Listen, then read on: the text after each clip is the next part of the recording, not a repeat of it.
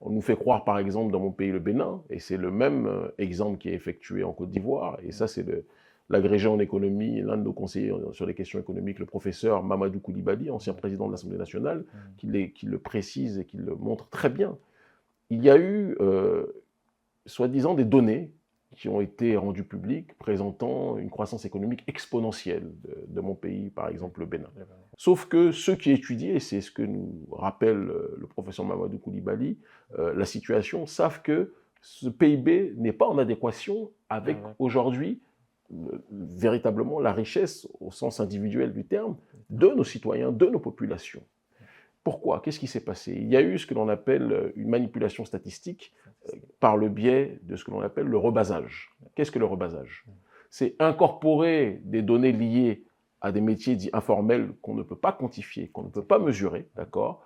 Rajouter cela pour gonfler quelque part le taux de croissance du produit intérieur brut, pour attirer les investissements, d'accord, des institutions internationales et bien évidemment surtout aussi des entreprises et des États occidentaux, de telle sorte qu'on ait l'impression que tel pays ou tel pays est un bon élève en réalité sur le terrain économique. Normalement, dans des pays comme ceux-ci, s'il y a une augmentation du PIB aussi spectaculaire, chaque individu, chaque citoyen, ou en tout cas la population dans son ensemble, devrait avoir une amélioration de ses conditions de vie extrêmes. Or, il y a un appauvrissement spectaculaire d'une majorité de la population. On parle de plus de 60% de la population qui n'a pas accès à l'électricité dans le pays.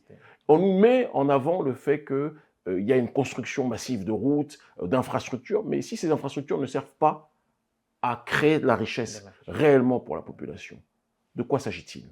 Si ces infrastructures ne servent pas à ce que la population puisse se nourrir, et puisse se détacher justement de ce problème de pauvreté et de faim qui est globalisé dans nos pays. À quoi cela sert-il? Le Bénin réel, mon pays, ce n'est pas le Sofitel. Contrairement à la propagande que nos dirigeants essayent de faire croire en invitant quelques influenceurs où on va faire la promotion, la publicité dans les grands hôtels de notre pays, mais la majorité de la population crève, vit dans des situations extrêmement difficiles. Et je ne peux pas être dans une démarche de lutter contre le néocolonialisme, contre l'injustice sociale, sans me préoccuper de fond en comble de ces réalités. C'est la situation qui nous a poussés, de manière générale, à rentrer sur ce processus institutionnel. De l'Afrique à l'Europe, aux Antilles, aux Amériques, vous êtes présent dans la scène et connu dans la scène politique depuis plus de 20 ans. Est-ce que cette volonté de se présenter à la présidentielle était un projet de longue date ou bien une nécessité de l'ère? Je pense que c'est venu graduellement. Et comme je le disais dans mon propos introductif, le fait que je sente que les efforts que nous effectuons à l'échelle de la société civile n'étaient pas suffisamment pris en considération par les puissances décisionnaires, nous a poussé à nous dire que si on attend que ceux qui doivent faire en haut le fassent, on risque d'attendre longtemps. Et l'adage de notre ONG, Urgence panafricaniste, c'est ce que les élites africaines ne font pas pour le peuple devra le faire lui-même. Eh bien, c'est dans cette réalité-là, dans cette logique de transformation, osons inventer l'avenir, comme le disait le président Thomas Sankara, il est important que nous nous préoccupions de comment rendre nos décisions et nos actions encore plus efficientes à un niveau supérieur. Vous avez déclaré votre candidature. En cas de blocus, comment compteriez-vous vous y prendre? Et ceux qui nous connaissent stratégiquement savent que nous sommes très loin d'être naïfs et que cette annonce est un processus là aussi d'ingénierie sociale pour propager une idée, pour propager un message. Nous sommes des guerriers idéologiques. Nous sommes de l'école gramscienne sur cet aspect-là en tout cas. Et notre objectif est d'imposer dans le débat politique béninois un autre point de vue que le point de vue tyrannique qui est aujourd'hui opéré au sein de notre pays. Aujourd'hui, si vous n'êtes pas dans la dimension, dans l'école du président Patrice Talon, l'école politique du président Patrice Talon, vous êtes soit en prison, soit en exil. Aucune autre voix dissonante aujourd'hui n'est tolérée. C'est important qu'on le dise. La plupart des opposants sont persécutés, pour ne pas dire la quasi-totalité des opposants réels le sont. Nous avons déclaré qu'il y a plusieurs options. La première, même si nous sommes très loin d'être naïfs, et nous savons que pertinemment il y a bon nombre de nos partisans au sein de la section jeunesse du Parti démocrate du président Yahi Boni, d'accord, l'ancien président Yahi Boni. Nous savons que nous avons beaucoup de partisans en son sein, mais nous savons aussi qu'à l'intérieur du bureau national du parti, il y a énormément de gens qui sont des des tenants de la France-Afrique. C'est connu de tous, et ça nous a d'ailleurs été reproché lorsqu'on a tendu la main à ce parti. Mais si on ne le faisait pas, certains auraient dit qu'on n'aurait pas émis cette possibilité d'aller dans ce cadre électoral, quel que soit ce que nous en pensions intérieurement. Donc il fallait pour la forme, en tout cas, que nous le fassions. Et après, nous laissons témoin la population par rapport à la démarche qui est la nôtre. La deuxième option, c'est créer une coalition beaucoup plus élargie, des forces d'opposition réelles, d'accord, qui sont exclues du jeu politique, parce qu'on est dans un pays aujourd'hui où le président Patrice Talon a créé, et son système, son oligarchie, a créé un code électoral qui sélectionne les opposants qui peuvent concourir au jeu politique. En gros, c'est comme si vous avez un adversaire qui sélectionne ceux avec qui il veut combattre, et les plus dangereux de ses adversaires, il ne leur permet même pas de monter sur le ring de boxe. On est dans un jeu truqué, de A à Z.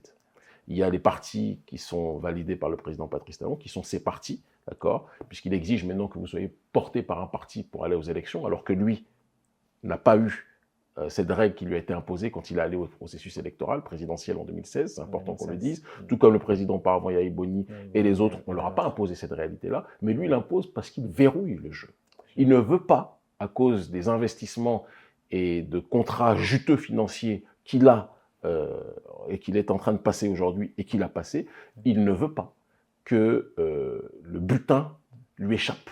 Et tôt ou tard, il faudra peut-être être dans une logique de pouvoir étudier et analyser comment il a pu établir sa fortune, parce qu'on ne peut pas parler dans un pays pauvre d'une pauvreté extrême de la population sans analyser comment l'un des membres de la population a pu se faire sa fortune par décret, parce que c'est par décret qu'il est devenu milliardaire, et comment il a pu faire développer son économie en prospérant dans un pays qui est complètement appauvri. Ça, c'est quelque chose qu'on devrait être capable d'étudier tôt ou tard. Et donc, il y a cette option d'élargir la sphère de la coalition pour demander un jeu électoral inclusif, pour dire que les règles qui consistent à ce que si vous n'êtes pas porté par un des partis validés par le président, vous ne pouvez pas concourir, c'est quelque chose de caduc. Que si vous n'avez pas 28 députés qui vous donnent leur parrainage, vous ne pouvez pas vous présenter, c'est quelque chose de caduc. Sachant que les seuls qui ont minimum 28 députés, ce sont les partis du président et le parti d'opposition au sein de la classe politique béninoise, le seul parti d'opposition accepté par le président Patrice Talon, qui est le parti de l'ancien président Yahya Boni. Tous les autres partis politiques ne sont pas reconnus sur ce processus-là et on ne leur donnera pas la possibilité de se présenter. On doit changer ces règles. Parce que si on ne le fait pas, ce que je crains, ce que j'entends, pas ce que je souhaite, mais ce que je vois, c'est qu'il risque d'y avoir une contestation populaire citoyenne, non violente, mais qui risque de se déployer par vagues incessantes dans les temps à venir. Et je le sens de plus en plus fort, ce processus-là arriver. Et je pense que la raison voudrait que la classe politique, dans toutes ses composantes, dans tous ses antagonismes, puisse s'asseoir, échanger, discuter et voir comment on peut réformer le jeu politique.